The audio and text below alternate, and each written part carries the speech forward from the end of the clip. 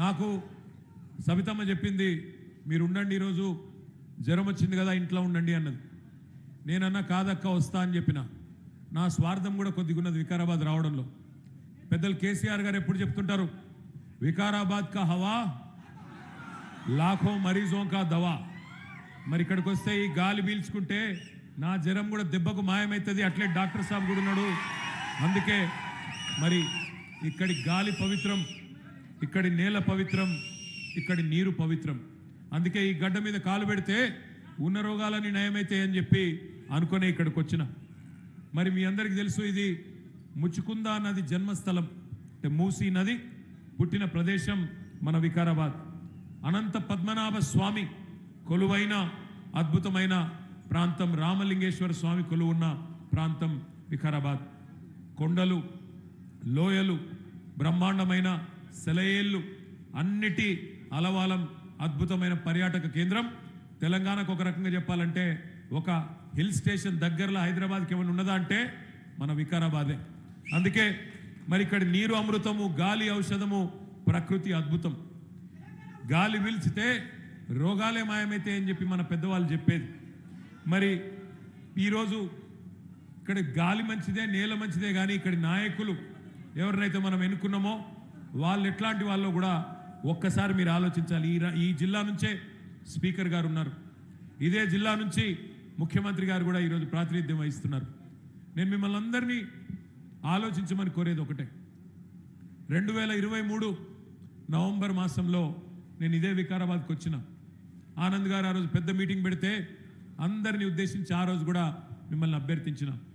పెద్దలు కేసీఆర్ గారు కూడా వచ్చి మీ అందరికీ చెప్పిండు, అయ్యా ఓటేసే ముందు ఆలోచించండి, మోసపోతే గోసపడతాం, ఆగమైతం, దయచేసి ఆలోచించి ఓటేయండి అని కేసీఆర్ గారు ఒక్కొక్క రైతన్నకు, ఒక్కొక్క ఆడబిడ్డకు కాంగ్రెస్ మాయ మాటలు నమ్మకండి అని ఒక్కొక్కరికి చెప్పిండు. విన్నోళ్ళు విన్నరు, విననోళ్ళు వినలేదు. ఏమైంది వికారాబాద్లో 12,000 ఓట్ల మెజారిటీతోని కాంగ్రెస్ గెలిచింది, బీఆర్ఎస్ ఓడింది. సరే గెలిచింది కాంగ్రెస్, ఓడింది బీఆర్ఎస్. మరి జరిగింది ఏంది? లాభమా నష్టమా? ఎవరికి జరిగింది ఆలోచించండి. ఎమ్మెల్యేగా గతంలో ఆనంద్ గారు 5 ఏళ్ళు పనిచేసింది. 5 ఏళ్ళు పనిచేసినప్పుడు ఆనంద్ గారు ఒక డాక్టర్గా కావాలంటే తన ప్రాక్టీస్ ఉన్నది, సంపాదించుకోవచ్చు, భార్య డాక్టరు, ఆయన డాక్టరు, 2 చేతులా సంపాదించవచ్చు, సుఖంగా పిల్లలను చూసుకుంటూ సమాజం గురించి పట్టింపు లేకుండా ఆయన పని ఆయన చేసుకోవచ్చు. కానీ 5 ఏళ్ళు తనలాడిండు. అందులో 2 ఏళ్ళు కరోనా, 1 సంవత్సరం ఎవరికైనా నేర్చుకున్న తందుకే పడుతుంది కొత్త ఎమ్మెల్యేకు. కొన్ని తెలుస్తాయి, కొన్ని తెలివై. ఇప్పుడే ఆయన్నే చెప్పిండు, ఎన్నడూ సర్పంచ్ పని చేయలే, ఎంపీటీసీ పని చేయలే, జెడ్పీటీసీగా పని చేయలే, కౌన్సిలర్గా పని చేయలే, కానీ ఏదో చేయాలి, చదువుకున్నా, పుట్టిన గడ్డ కోసం ఏదైనా చేయాలి అని చెప్పి ముంగటికి వచ్చిండు, పని చేసిండు. రూపాయి లంచం తీసుకోలే. ఎప్పుడు మా దగ్గరికి వచ్చినా, మరి మంచి మాటకారి కూడా మీకు తెలుసు, ఎప్పుడు మా దగ్గరికి వచ్చినా కేసీఆర్ గారి దగ్గరికి కానీ, మంత్రుల దగ్గరికి, మా సబితమ్మ దగ్గరికి కానీ, నా దగ్గరికి కానీ వస్తే ఒకటే అడిగేది, అన్నా మా వికారాబాద్ కొన్ని నిధులు ఇవ్వండి, మా వికారాబాద్ ప్రజలకు మంచి చేయాలని నేను ఎమ్మెల్యే అయినా దయచేసి నాకు సహకరించండి అన్నాడు తప్ప ఎన్నడూ పర్సనల్ పని, ఎన్నడూ రూపాయి పని కూడా తన వ్యక్తిగత స్వార్థం కోసం ఆనంద్ గారు ఎన్నడూ కూడా అడగలేదు. అట్లాంటి నాయకుడు మీకు సేవ చేసిండు. కానీ మనం పోగొట్టుకున్నాం, ఓడగొట్టుకున్నాం. కారణాలు ఏమన్నా కావచ్చు. ఇవాళ మనం ఆలోచించవలసింది ఒకటే, ఆగమాగమై ఓట్లేస్తే, ఆగమాగమై అవతల వాళ్ళు చెప్పే అబద్ధాలు నమ్మి ఓట్లేస్తే ఏమవుతుందంటే మీ స్పీకర్ గారు మీకు ఎమ్మెల్యేగా ఉన్నారు. ఆయన మొన్న చెప్తున్నాడు, ఎక్కడో ఏదో ఊళ్ళో నేను చూసిన వికారాబాద్లో, ఏం చెప్తున్నాడు, కేసీఆర్ మొత్తం అప్పులు చేసి పోయిండు, అందుకే మాకు నడపొస్తలేదు. విన్నారా మీరు కూడా? అది మొత్తం అప్పులు చేసి పోయినా మా కేసీఆర్ అని అబద్ధాలు చెప్తున్నాడు గౌరవప్రదమైన స్పీకర్ స్థానంలో ఉన్న పెద్ద మనిషి గడ్డం ప్రసాద్ కుమార్ గారు. దయచేసి నేను స్పీకర్ గారిని వికారాబాద్ వేదికగా అడుగుతా ఉన్నా, స్పీకర్ గారు పార్లమెంటరీ ప్రజాస్వామ్య వ్యవస్థలో మీరు రాజ్యాంగబద్ధమైన పదవిలో ఉన్నారు. మీ నోటి నుండి ఇట్లాంటి సత్యదూరమైన మాటలు, అసత్యాలు, అబద్ధాలు, అర్ధసత్యాలు మీ గౌరవాన్ని తగ్గిస్తాయి తప్ప పెంచాయి. ఎందుకంటున్నా ఈ మాట? మీరేమో శాసనసభలో స్పీకర్గా ఉన్నారు. నిండు పార్లమెంటులో కేంద్ర ప్రభుత్వం చెప్పింది, ఆర్బీఐ లెక్కలు తీసుకొని, రిజర్వ్ బ్యాంక్ ఆఫ్ ఇండియా దగ్గర, కాగ్ దగ్గర లెక్కలు తీసుకొని, ఇట్లనే మీలాగనే అనుమానం వచ్చి ఒక భారతీయ జనతా పార్టీ పార్లమెంట్ సభ్యుడు ఆయన అడిగిండు పార్లమెంట్లో కేంద్ర ప్రభుత్వాన్ని, తెలంగాణలో కేసీఆర్ చేసిన అప్పు ఎంత, కేసీఆర్ ప్రభుత్వం చేసిన అప్పు ఎంత అని చెప్పి ఒక బీజేపీ ఎంపీ అడిగిండు. అడిగితే కేంద్ర ప్రభుత్వం పార్లమెంట్ వేదికగా చెప్పిన మాట, కేసీఆర్ ప్రభుత్వం వచ్చినాడు 2014 జూన్ 2 నాడు తెలంగాణ రాష్ట్రం నెత్తి మీద ఉన్న అప్పు 72,000 కోట్లు. కేసీఆర్ గారు దిగిపోయినాడు డిసెంబర్ 3, 2023 తెలంగాణ నెత్తి మీద ఉన్న అప్పు 3,52,000 కోట్లు. అంటే కేసీఆర్ గారు 10 ఏళ్లలో చేసిన అప్పు 2,80,000 కోట్లు. సంవత్సరానికి 10 ఏళ్లకు 2,80,000 కోట్లు అంటే సంవత్సరానికి సగటున 28,000 కోట్ల అప్పు. కానీ స్పీకర్ గారు ఏం చెప్తున్నాడు? 8 లక్షల కోట్ల అప్పు అయిపోయింది. ఇంకొక ఆయన డిప్యూటీ సీఎం గారు 9 లక్షలు అంటాడు, ఇంకొక ఆయన 10 లక్షలు అంటాడు. నోటికి ఎంత వస్తే అంత. వెనకటికి ఎవడో తన ముఖం బాగాలేకపోతే అద్దం బలగొట్టిండడు ఇంట్లో. ఆయన ముఖం బాగాలేకపోతే అద్దం బలగొట్టుకుంటే ముఖం చక్కగా అయిపోతుందా? ఆలోచించాలి. నీకు పరిపాలన చేతనైతే లేదు స్పీకర్ గారు, నీ ప్రభుత్వానికి, నీ కాంగ్రెస్ పార్టీకి పరిపాలన చేతనైతే లేదు. నేను ఉత్తగానే అంటలేను, ఓడిపోయిన బాధలు అంటలేను. ఎందుకంటున్నా అంటే సీదా ఒకటే అడుగుతున్న స్పీకర్ గారు, నేను 10 ఏళ్ళు కేసీఆర్ ఉన్నప్పుడు యూరియా దొరుకుతుంది ఎట్లా? కాంగ్రెస్ రాగానే యూరియా మళ్ళొక్కసారి లైన్లు కట్టే పరిస్థితి వస్తుంది ఎట్లా? దమ్ముంటే సమాధానం చెప్పు. నీకు పరిపాలన చేతనైతే రైతులకు యూరియా ఇచ్చే తెలివి కూడా నీ ముఖ్యమంత్రికి ఎందుకు లేదు నేను అడుగుతా ఉన్నా. ఒక యూరియానే కాదు, కేసీఆర్ ఉన్నప్పుడు కరెంటు చక్కగా వస్తుంది, ఇవాళ కరెంటు చక్కగా రాదు. కేసీఆర్ ఉన్నప్పుడు మంచినీళ్ళు చక్కగా వస్తాయి, ఇవాళ మంచినీళ్ళు కూడా ఇచ్చే తెలివి లేదు. కేసీఆర్ ఉన్నప్పుడు టైంకు రైతు బంధు పడుతుంది, ఇవాళ రేవంత్ రెడ్డి వచ్చినాక రైతు బంధు కూడా దిక్కు లేదు. ఆ రోజు ఏమన్నారు? ఎన్నెన్ని డైలాగులు కొట్టిన రైతులకు ఒక్కసారి యాద్ చేసుకోండి. మర్చిపోతే మీకు చూపెడదామని తెచ్చిన వీడియోలు ఒక్కసారి ఆ వీడియోలు చూపెట్టమ్మా. జరగండి, మీ స్క్రీన్ కట్టడం జరగండి.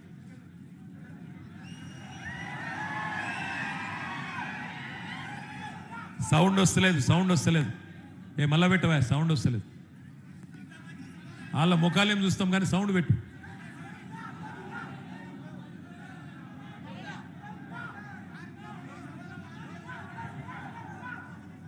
సౌండ్ వస్తలేదు. సరే, సౌండ్ ఆయన పెడతాడు కానీ మీకు ఒక్క ముచ్చట చెప్పాలి, అది మళ్ళీ పెడతా. సరే, కేసీఆర్ అప్పు చేసిండు, మీ స్పీకర్ అన్నది నిజమే అనుకుందాం. ఒక్క నిమిషం. స్పీకర్ గారు చెప్పి తీసుకుంటే 10,000 ఇప్పుడు మంచిగా చేసినట్టు పెట్టవా? వీడియో పెట్టు. వస్తుంది రైతు బంధు. కాంగ్రెస్ అధికారంలోకి వస్తే 15,000 వస్తుంది. ఎకరానికి 15,000 రూపాయల సంవత్సరానికి ఇచ్చేటట్టుగా ఒక గ్యారంటీని కూడా మనం ప్రకటించాం. రైతు భరోసా, ఇందులో రైతులకు, కౌలు రైతులకు సంవత్సరానికి ఎకరాకు 15,000 రూపాయలు ఇచ్చే విధంగా, అదేవిధంగా నిరుపేదలైన కూలీలకు సంవత్సరానికి 12,000 రూపాయలు ఇచ్చే విధంగా రైతు భరోసా కార్యక్రమాన్ని 2వ గ్యారంటీ కింద ప్రకటించడం జరిగింది. సో యజమానికి రావాల్సింది యజమానికి ఆయన ఖాతాలో పడుతుంది, కౌలు రైతుకు రావాల్సింది కౌలు రైతుకు వస్తుంది. భూమి లేని వాళ్ళు, ఉపాధి హామీ కూలికి పోయే వాళ్ళకు కూడా ఇందులో మేము మద్దతు పెట్టినాము. అంటే ఇప్పుడు అందరికి ఇస్తాం అంటే ఆల్మోస్ట్. అందుకే అంటే డబుల్ అవుతుంది. ఓవర్లాప్ కాదు, ఇందులో వస్తే ఇందులో రాదు, ఇందులో వస్తే ఇందులో రాదు. కేసీఆర్ అంటున్నాడు కాంగ్రెస్ వస్తే రైతు బంధు బంద్ అవుతుందని. ఎందుకు బంద్ అవుతుందే? మేమేమన్నా దివానగలమా? మాకేమన్నా దమాక్ లేదా? ఇప్పుడు తీసుకుంటే 10,000. ఏమన్నా అంటేనేమో తిట్టిండి అంటారు మళ్ళా. ఏమన్నాడు ఆయనే? ఏమన్నాడు? రైతు బంధు ఎందుకు బంద్ అవుతుందయ్యా? మేమేమన్నా దివానగలమా? మాకేమన్నా దిమాకు లేదా?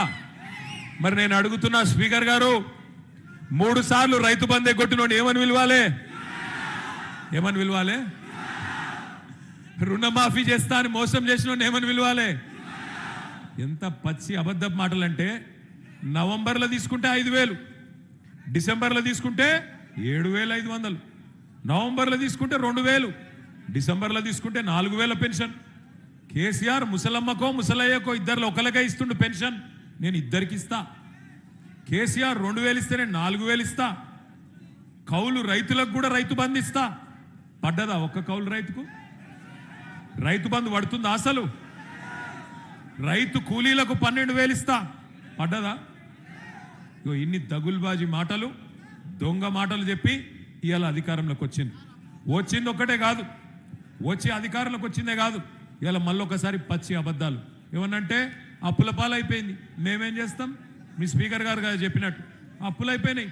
జర లొల్లి పెట్టకురు రాబాయి, పక్కన మీలొల్లేంది ఆగు. కాదండి, కిందికన్నా దిగురు, కొద్దిసేపు డిస్టర్బ్ చేయకండి ప్లీజ్. అప్పుల పాలు నిజంగానే అనుకుందాం. ఒక్క నిమిషం ప్రసాద్ అన్న చెప్పింది నిజమే అని ఒక్క నిమిషం అనుకుందాం. మరి సరే, కేసీఆర్ అప్పు చేసిండు. ఏం చేసిండు కేసీఆర్ గారు అప్పు చేసి?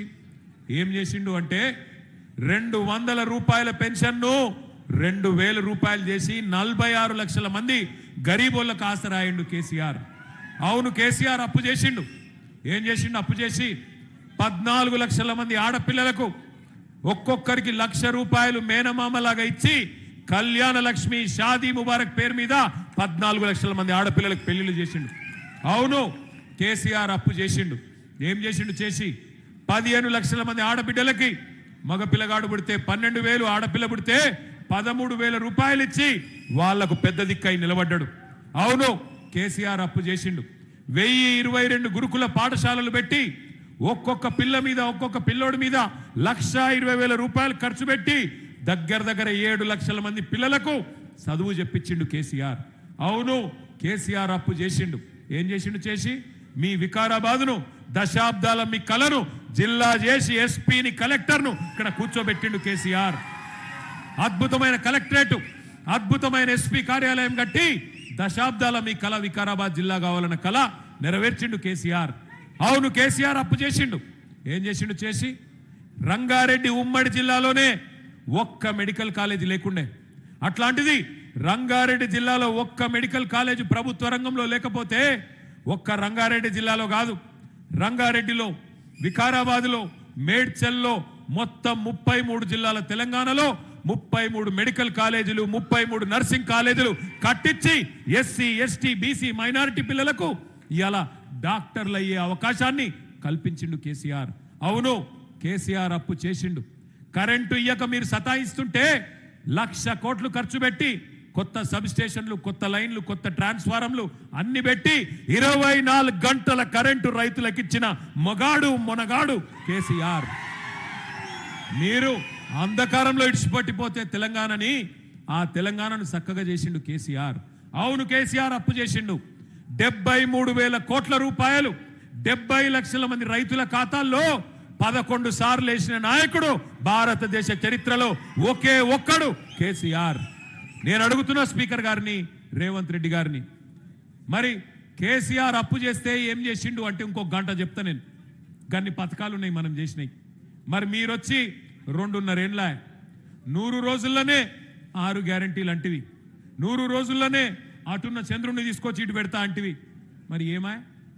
100 రోజుల్లోనే విద్యా భరోసా కార్డు, 100 రోజుల్లోనే రైతు భరోసా, 100 రోజుల్లోనే మహిళలకు 2,500 ఒక్కలకన్నా ఇచ్చినవా? ఇది ఒక ఎస్సీ రిజర్వ్డ్ నియోజకవర్గం. నేను అడుగుతున్న స్పీకర్ గారిని, మీరే కదా చేవెళ్లలో ఎస్సీ డిక్లరేషన్ అని పెట్టి దళిత బంధు కాదు, మేము వస్తే కేసీఆర్ 10 లక్షలు ఇస్తుండు, మేము 12 లక్షలు ఇస్తామన్నావు. యాదికున్నదా? ఇంకా అందానికి అంబేద్కర్ గారి పేరు పెట్టిండు, అంబేద్కర్ అభయహస్తం అని చెప్పి. ఇచ్చినవా 12 పైసలు అనేవనికన్నా? ఇచ్చిండా? వికారాబాద్లో మన స్పెషల్గా ఇచ్చిరేమి? ఇచ్చిర్రా? అయ్యలేదా? ఒక్క హామీ అని నిలబెట్టుకున్నాడా? 100 రోజులు, 6 గ్యారంటీలు, 420 హామీలు, 13 డిక్లరేషన్లు, ఒక్క పనన చేసిండా? ఇలా ముఖ్యమంత్రి గారిని అడిగితే గట్టిగా, ఏమైనా రేవంత్ రెడ్డి ఉన్నావు 3 ఫీట్లు కానీ 30 ఫీట్లో లెక్క మాట్లాడుతీవి, పెద్ద పెద్ద డైలాగులు కొడుతీవి, తీస్మార్ ఖాన్ లెక్క మాట్లాడుతీవి కదా, ఏమైనా మరి 100 రోజులు ఎడవాయంటే ఇప్పుడు కొత్త డైలాగ్ నేర్చుకున్నాడు. ఎంత కండలు తిరిగినోడైనా 3 నెలలనే పిల్లలు పుట్టిస్తాడా? మాకు తెలియదా 3 నెలల పిల్లలు పుట్టారని? మాకు పెళ్ళిళ్ళు కాలే, మాకు పిల్లలు లేరా? మనకు తెలియదా 9 నెలలకు పిల్లలు పుడతారని? దానికి ముఖ్యమంత్రి చెప్పన్నా? మరి నేను అడుగుతున్నా వికారాబాద్లో, అయ్యా స్పీకర్ గారు, ఇక ఆయన చెప్తలేడు, నువ్వన్నా చెప్పు. 3 నెలల పిల్లలు పుట్టారు, సరే ఒప్పుకుంటా, కానీ మరి 30 నెలలకు కూడా పుట్టకపోతే నిన్నేమని పిలవాలి? నేనేం అంటలేను సుమా, నేనేం అంటలేను, అడుగుతున్నా గంతే. రేవంత్ రెడ్డి చెప్తలేడు కదా, మరి గడ్డం ప్రసాద్ అన్న చెప్తాడేమో అని అడుగుతున్నా. సిగ్గుండాల మాట్లాడడానికి, ఇంకా సిగ్గు లేకుండా ఇష్టం వచ్చినట్టు మాట్లాడుతున్నారు, అప్పులు సొప్పులు అని. అయిపోయింది, మీ టైం అయిపోయింది. శిశుపాలుడు కదా 100 తప్పులు చేసేదాకా ప్రజలు ఎదురు చూసినట్టు కాంగ్రెస్ వాళ్ళ తప్పులు కూడా లెక్క పెడతా ఉన్నారు. టైం దగ్గర పడ్డది, తొందరలోనే కేల్ ఖతం, దుకాణం బంద్ అయ్యే రోజు ఎక్కువ దూరం లేదు. ఒక్క మాట నేను మీ అందరికి చెప్తా ఉన్నా, ఒక్క మాట మిమ్మల్ని అందరినీ ప్రార్థిస్తా ఉన్నా. దయచేసి ఇప్పుడే ఆనంద్ గారు చెప్తున్నారు, అన్నా కేసులు పెడుతున్నారు అన్నా అని. ఎవరి మీద ఎక్కువ కేసులు అవుతాయో వాళ్ళే పెద్ద లీడర్లు అవుతారు, నేను ముందే చెప్తున్నాను. భయపడితే నడవది. కానీ ఒకటి మాత్రం పక్కా, మీ వర్కింగ్ ప్రెసిడెంట్గా కేసీఆర్ గారు ఇచ్చిన బాధ్యత, దానిలో భాగంగా నేను చెప్తా ఉన్నా, మళ్ళీ గవర్నమెంట్ వచ్చుడు పక్కా, అందులో ఏం అనుమానం అవసరం లేదు. 2028లో నవంబర్ డిసెంబర్లో మళ్ళీ తిరిగి కేసీఆర్ గారు ముఖ్యమంత్రి కావడం పక్కా, అందులో ఎవరికే అనుమానం అవసరం లేదు. రేవంత్ రెడ్డికి కూడా తెలుసు, ప్రసాద్ అన్నకు కూడా తెలుసు. అందుకే అందిన కాడికి దోసుకో అనే స్కీమ్ పెట్టుకొని దోసుకుంటా ఉన్నారు. ఉన్నతల్ని ఉన్నప్పుడు, దీపం ఉన్నప్పుడే ఇల్లు చక్క పెట్టుకోవాలని చెప్పి, అధికారం ఉన్నప్పుడే దోసుకునే కార్యక్రమం పెట్టుకొని కార్యక్రమాలు చేస్తూ ఉన్నారు. కానీ ఒక్కటి మాత్రం పక్కా, ఇక్కడున్న పోలీస్ అధికారులకు నేను చెప్తా ఉన్నా, వికారాబాద్లో డ్యూటీ చేయండి, డ్యూటీ చేయండి, కానీ అతి చేయకండి. చేస్తే మాత్రం ఒక్కొక్కరిని గుర్తు పెట్టుకొని, నేను మా ఆర్ఎస్ ప్రవీణ్ అన్న ఇద్దరం కలిసి తప్పకుండా మళ్ళీ అధికారంలోకి వచ్చినాక మిత్తితో సహా మీకు ఇచ్చే బాధ్యత నాది, మిత్తితో సహా తప్పకుండా ఇస్తామని చెప్పి చెప్తా ఉన్నా. దయచేసి అతి చేయకండి.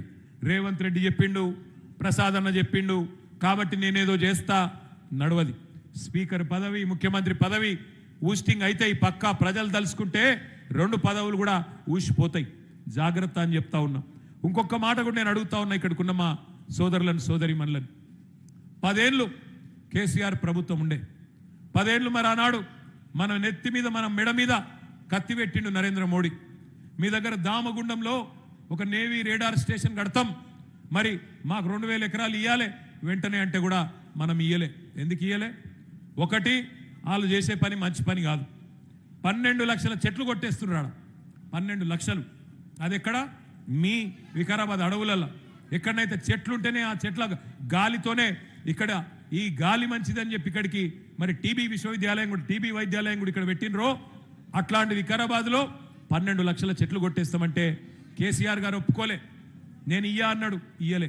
కానీ ఈరోజు దామగుండం రాడార్ కేంద్రం కోసం కేంద్రం ఒక మాట అడగంగానే, బడే భాయ్ ఏక్ బాత్ బోల్ దియే తో छोटे भाई मान गए, दे दिए देने के बाद क्या हुआ? अभी ఒక్క మాట అనగానే రేవంత్ రెడ్డికి మోడీ అంటే భయం. ఎందుకు భయం? మీకు ఎరికే.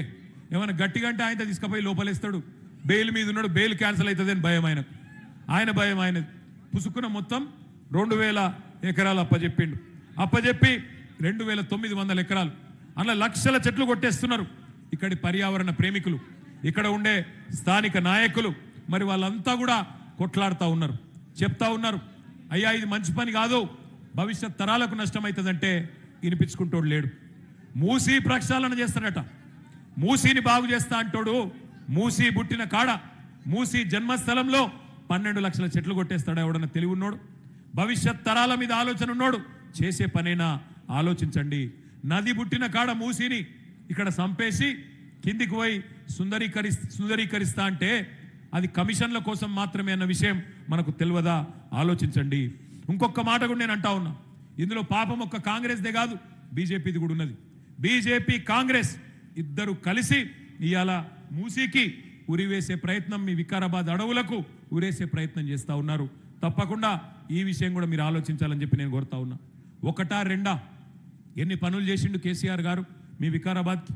ఒక కొత్త collectorate, SP office, medical college, AYUSH ఆసుపత్రి, గిరిజన భవన్ ఇవన్నీ కట్టుకున్నాం.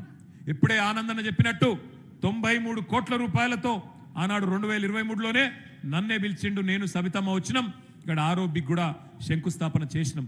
అట్లాగే మీకు తెలుసు మీ ప్రాంతానికి చేవెళ్ళకు కానీ పరిగికి కానీ తాండూరు కానీ వికారాబాద్ కానీ ఈ ప్రాంత రైతాంగానికి నీళ్ళిచ్చేదానికి కోట్పల్లి మండలంలో దాదాపు 12,000 ఎకరాలకు, బంట్వారంలో 6,000 ఎకరాలకు, దరూరులో 22,000 ఎకరాలకు, మరపల్లిలో 30,000 ఎకరాలకు, మోమిన్పేటలో 18,000 ఎకరాలకు, వికారాబాద్ మండలంలో సుమారు 10,000 ఎకరాలకు మరి నీళ్ళిచ్చే అద్భుతమైన ప్రాజెక్టు పాలమూరు రంగారెడ్డి ఎత్తిపోతల పథకం. దాన్ని మనం కడుతుంటే దానికి ఖిలాఫ్ కేసులేసిందే కాంగ్రెస్ వాళ్ళు. ఇదే రేవంత్ రెడ్డి, ఇదే కాంగ్రెస్ పార్టీ కేసులేసి ఆపే ప్రయత్నం చేసింది. అయినా 90% పూర్తి చేసినాం. 30,000 కోట్ల ప్రాజెక్టులో 27,000 కోట్ల పని పూర్తి చేసినాం. పూర్తి చేసి మరొక పంపు కూడా చాలు చేసినాం.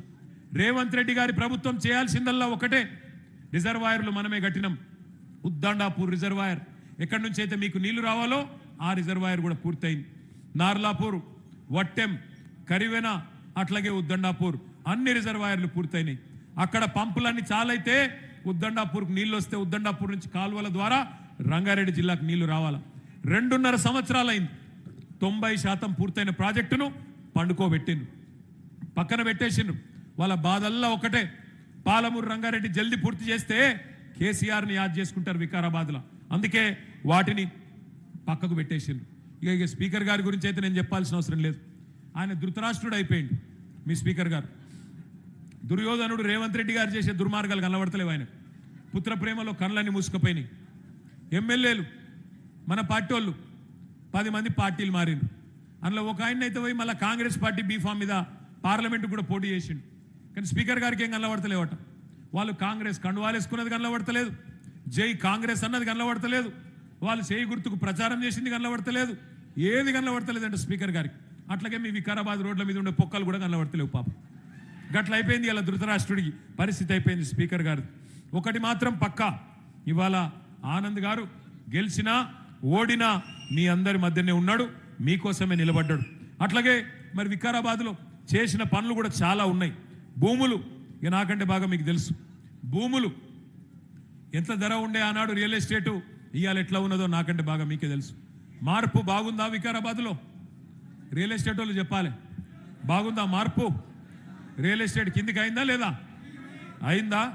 మరి అన్ని అనుముల బ్రదర్సే బుక్కుతుంటే భూములన్నీ అన్ని అనుముల కుటుంబ సభ్యులే, రేవంత్ రెడ్డి గారు అన్నదమ్ములే అన్ని మింగుతుంటే తిరుపతి రెడ్డి ఒక దిక్కు, కొండల రెడ్డి ఒక దిక్కు, కృష్ణారెడ్డి ఒక దిక్కు, ఇంకో రెడ్డి గారు ఇంకో దిక్కు, నలుగురు 4 దిక్కుల తలిగి రేవంత్ రెడ్డి కుటుంబ సభ్యులే మొత్తం మింగుతుంటే ఇకేం మిగులుతుంది? రియల్ ఎస్టేటు మొత్తం ఆగమైపోయింది. ఈ 2.5 సంవత్సరాలలో లక్షల మంది ఆధారపడే రియల్ ఎస్టేట్ రంగారెడ్డి వికారాబాద్ జిల్లాల్లో మొత్తం ఛిద్రం చేసిండు. నేను మీ అందరినీ ప్రార్థించేది ఒకటే, మీ దగ్గర 284 బూతులు ఉన్నాయి, పోలింగ్ బూతులు మీ అందరికీ ఉన్నది. 84 ఉన్నాయి. మీ అందరి మనసులో ఉన్నది ఒకటే, మళ్ళా కాంగ్రెస్ పోవాలే, కేసీఆర్ రావాలి అనేది ఒకటే ఉన్నది. మరి రావాలి అంటే ఉత్తగా సప్పట్లు కొడితే ఉపన్యాసాలు కొడితే కాదు. ఇంతకుముందు రామచంద్రరావు గారు కరెక్ట్గా చెప్పిండు, 284 పోలింగ్ బూత్లలో మీరు ఒక్కొక్క బూత్లో 10 మంది చొప్పున కమిటీ వేసుకున్నారు. 2,840 మంది సోదరులతోని కమిటీలు వేసుకున్నారు. ఆ కమిటీలు ఎస్ఐఆర్ కార్యక్రమం ఇప్పటిదాకా మీకు ప్రవీణ్ కుమార్ గారు చెప్పినట్టు ఎస్ఐఆర్ కానీ అట్లాగే సభ్యత్వ నమోదు కార్యక్రమం కానీ అవన్నీ కూడా మనం సరిగ్గా చేసుకుంటే, మనం మొత్తం అస్త్రశస్త్రాలు యుద్ధం లేనప్పుడే చక్కగా చేసుకుంటే మనకు రేపటి రోజున యుద్ధం వచ్చినప్పుడు పని అల్కగా అవుతుంది. ఆంగ్లంలో ఒక సామెత ఉన్నది, the more you sweat in peace the less you bleed in war. అంటే ఏ యుద్ధము లేనప్పుడు సైనికుడు ఎంత చెమట వడిపితే యుద్ధంలో అంత తక్కువ రక్తం కారుతుంది. అందుకే మనం చేయాల్సిన పనల్లా ఇప్పుడు ఒకటే, ఎస్ఐఆర్లో ఇంటింటికి పోవాలి, బూత్ లెవెల్ ఆఫీసర్ గారితో బూత్ లెవెల్ ఏజెంట్లు పోవాలి. అట్లాగే మెంబర్షిప్ కార్యక్రమం కూడా స్టార్ట్ కాబోతూ ఉన్నది. ఒక 2 నిమిషాలు మీకు ఆ మెంబర్షిప్ యాప్కి సంబంధించిన స్లైడ్లు కూడా నేను చూపెడతా. ఒకటే నిమిషం అది పెట్టాలమ్మా, మెంబర్షిప్ది పెట్టాలి. ఇది ఒక్క నిమిషం చూడాలా మీరు. ఇప్పుడు ఈ మెంబర్షిప్ యాప్ మీ ఫోన్లలోనే ఉంటుంది. బూత్కి 2 చొప్పున ట్రైనింగ్ ఇస్తాం. ఇలా ఏం లేదు, చాలా అల్కట్ పని. Next slide. నెక్స్ట్. ఇలా ఏం లేదు, 7 వరుసగా 7 స్టెప్లలో మొత్తం మెంబర్షిప్ అయిపోతుంది. ఏం లేదు. ఇప్పుడు మీరు మీ ఆనంద్ గారి ఇంటికి పోయినారు, ఆయనను మెంబర్గా చేర్చుకోవాలి. మెంబర్గా చేర్చుకోవాలి అంటే మరి ఆనంద్ గారు వెంటనే ఆయన పేరు చెప్తాడు, మీరు ఆనంద్ అని టైప్ చేయాలి ఆ యాప్లో. ఆ ఊరిలో ఉండే ఆనందుల పేర్లన్నీ వస్తాయి. అలా మెతుకు ఆనంద్ ఎక్కడున్నాడు చూసుకొని అది క్లిక్ చేయాలి. మెతుకు ఆనంద్ అని కొట్టంగానే మెతుకు ఆనంద్ వివరాలన్నీ యాప్లోకి వచ్చేస్తాయి. అడ్రస్సు, తండ్రి పేరు, అట్లాగే వాళ్ళ ఎక్కడుంటారు ఏంది మొత్తం వస్తాయి. వెంటనే ఆనంద్ అన్నను ఫోన్ నెంబర్ చెప్పన్నా అనాలి. ఫోన్ నెంబర్ చెప్తాడు. చెప్పంగానే ఆ ఫోన్ నెంబర్కు ఓటీపీ వస్తుంది. ఓటీపీ అంటే ఎరికే కదా, 1 టైం పాస్వర్డ్. చాక్లెట్ ఇవ్వమంటావా? మరి ఇప్పటిదాకా ప్రవీణ్ అన్న చాక్లెట్లు తినిపించి ఎడగొట్టిండు. ఓటీపీ రాగానే అప్పుడు నెంబరు పోతుంది అందులోకి. తర్వాత సాధారణ సభ్యత్వం అయితే 10 రూపాయలు, లేదంటే 50 రూపాయలు. అది మీరు గూగుల్ పే ద్వారా కట్టొచ్చు, లేదా అవసరమైతే ఆడ మీకు అదొకటి ఉంటుంది, పేటీఎం ఉంటుంది, దాని ద్వారా కట్టొచ్చు, లేదంటే క్యాష్ అన్నా కట్టొచ్చు. కట్టగానే అది అయిపోతుంది. ఆ తర్వాత వెంటనే మీ ఫోటో తీసుకుంటారు. ఫోటో ఎందుకో నేను వెంటనే చెప్తా. ఫోటో తీసుకుంటారు. ఇదంతా అయిపోతే మెంబర్షిప్ అయిపోతుంది. ఫోటో ఎందుకు? Next slide. ఫోటో ఎందుకు అంటే ఇగో ఇట్లాంటి బ్రహ్మాండమైన ఐడి కార్డు మీ అందరికీ ఒక్కొక్కరికి ఆనందన స్వయంగా మీకు అందజేస్తాడు. ఏమొస్తుంది ఐడి కార్డుతోని? రేపు మీరు మన గవర్నమెంట్ వచ్చినాక ఏ సర్కారు దఫ్తర్కి పోయినా, అరే ఈయన కేసీఆర్ గారు మనిషి, మెతుకు ఆనంద్ గారు మనిషి, సబితమ్మ మనిషి, జాగ్రత్తగా ఈయనకు మంచిగా చూసుకోవాలి, పని చేసి పెట్టాలి అని అధికారులు గౌరవం ఇచ్చే విధంగా ఆ ఐడి కార్డు మీకోసమే తయారు చేసి మీకు ఇవ్వబోతా ఉన్నాం. అందుకే మిమ్మల్ని అందరినీ కోరేది నేను, మెంబర్షిప్ అట్లాగే SIR 284 బూతులు ఉన్నాయి మీకు. మీరందరూ కొంతమంది నాయకులు ఉంటారు ఇక్కడ. ఎట్లా అంటే అన్న నేను మండల స్థాయి నాయకుడిని, నేను బూతులో తిరుగుతున్నా అంటాడు. అట్లాగే ఇంకో నాయకుడు ఉంటాడు, అన్న నేను రాష్ట్ర స్థాయి నాయకుడిని, నేను గీడ తిరుగుతున్నా అంటాడు. దయచేసి నేను దండం పెట్టి చెప్పేది ఒకటే, మీరు ఎంత పెద్ద నాయకుడైనా ఇంట గెలిచి రచ్చ గెలవాలి. ముందు మీ బూతుల గెలవాలి, మీ బూతుల మెజారిటీ తేవాలి, మీ ఊర్లో మెజారిటీ తేవాలి. తెస్తేనే రేపటి రోజున రాష్ట్రంలో వికారాబాద్ హెడ్ క్వార్టర్లో గులాబీ జెండా ఎగురుతుంది. లేకపోతే ఎవలపాటికి వాళ్ళే నా బూత్ మంచిగానే ఉంది, నేను దేశమంతా తిరుగుతా అంటే లాభం లేదు. అందుకే 284 బూతులలో నేను గట్టు రామచంద్రరావు గారిని, ఆనంద్ గారిని కోరేది, ఏ బూత్ కా బూతే ఆర్గనైజేషన్ జరగాలి, ఏ బూత్ మెంబర్షిప్ అక్కడే జరగాలి, ఏ బూత్లో జరగాల్సిన SIR కార్యక్రమం అక్కడే జరగాలి. ఏమన్నా ఇబ్బంది ఉంటే రామచంద్రరావు గారు, ఆనంద్ గారు మీకు అన్ని రకాలుగా అసిస్టెన్స్ అందించడానికి సిద్ధంగా ఉన్నారు. మరి మీకు కూడా ఆకలి అవుతుంది, నాకు కూడా ఆకలి అవుతుంది. ఎంతకంటే ఎక్కువ మీ ఓపికకు పరీక్ష పెట్టకుండా గులాబీ జెండా ఎగరేద్దాం, తిరిగి మళ్ళీ అధికారంలోకి వద్దాం, వికారాబాద్ను మళ్ళీ అధికార బాట నడిపిద్దామని చెప్పి, అభివృద్ధి బాట నడిపిద్దామని చెప్పి తెలియజేస్తూ జై తెలంగాణ.